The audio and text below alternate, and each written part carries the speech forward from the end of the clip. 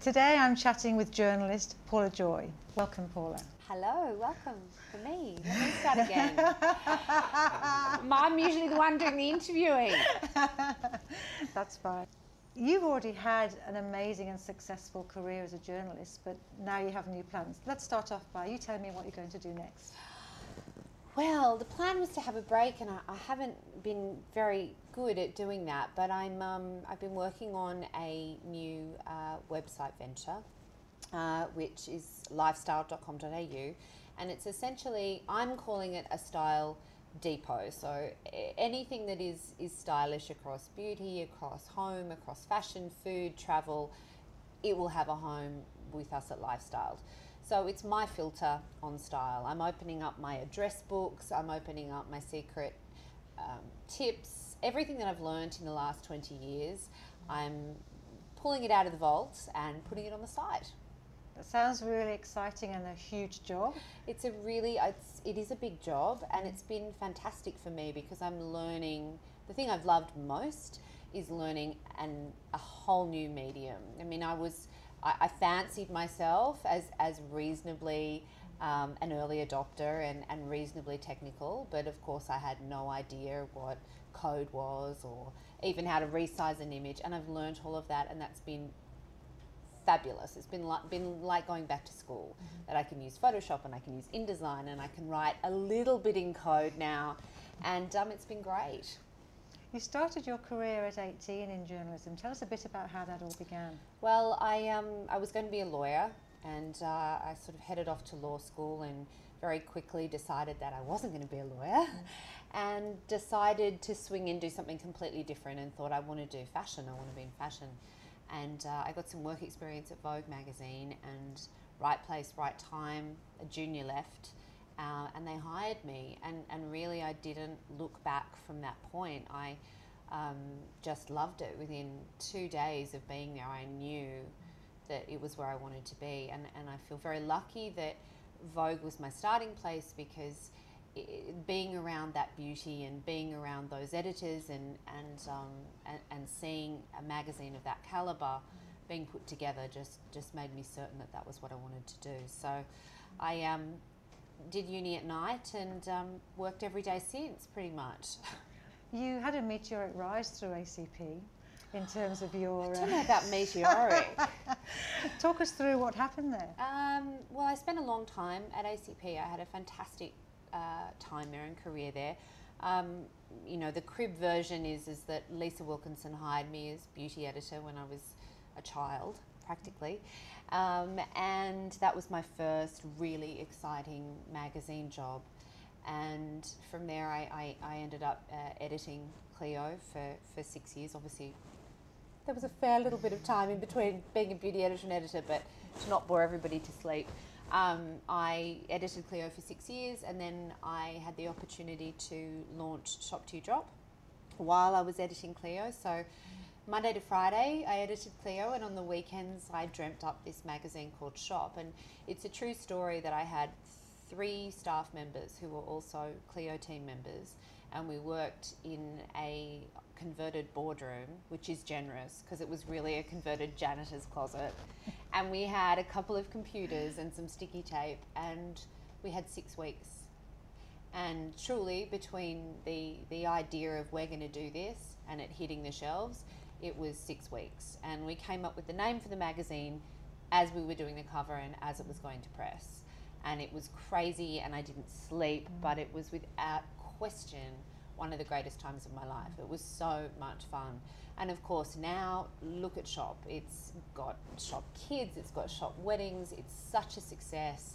It's gone on to be, you know, a real goer. And when we first launched it, everybody used to say, "Oh, Shop to flop." Is that right? It's got the last laugh now. Did you feel like you knew that was going to be a success before you started, or did it feel like a risk? No, a huge risk. Yeah, but I think if it doesn't feel like a risk, it's wrong. I think if you're not scared or you're not nervous or you think you know, then that's a really good time to turn around and go back the other way. If it doesn't feel risky, it's not worth doing, I don't think.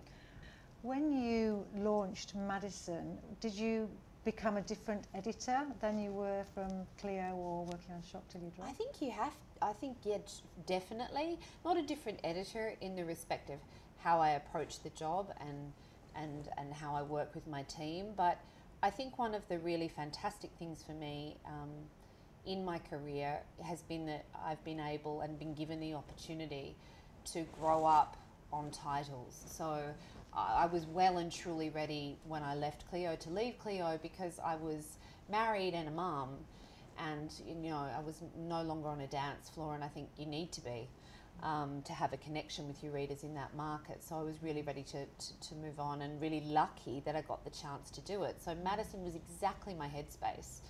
I was the reader. It was exactly where I was in my life stage. So I think I changed as a woman and a human as much as I did an editor.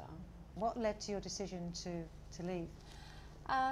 One of my biggest decisions in leaving, and it was a really, really difficult one, because I love magazines and I loved the company and I had a great time, was you know, I hadn't had a break. I did. You know, I studied at night time. I've worked since I was 18. I had 2 babies in between all that, and I wanted to take some time out. I was just like, I'm 37 years old. If I don't do it now, am I going to be with a walking stick trying to smell the roses? So, and I didn't want that. And I also had been working on my web project in the back of my mind for a long time.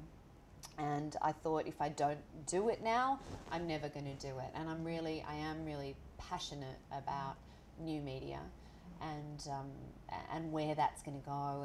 And I want to be part of that. I want to understand new media, and I want to be part of that wave. So as hard a decision as it was, and I miss my team, and I miss my girls, and I miss the water cooler. I don't have anybody to talk to about Suri and Tom anymore.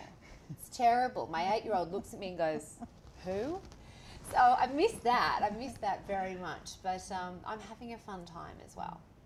Are you a big user of the online space yourself? Massive. Right. What do you think Massive. women want from the web?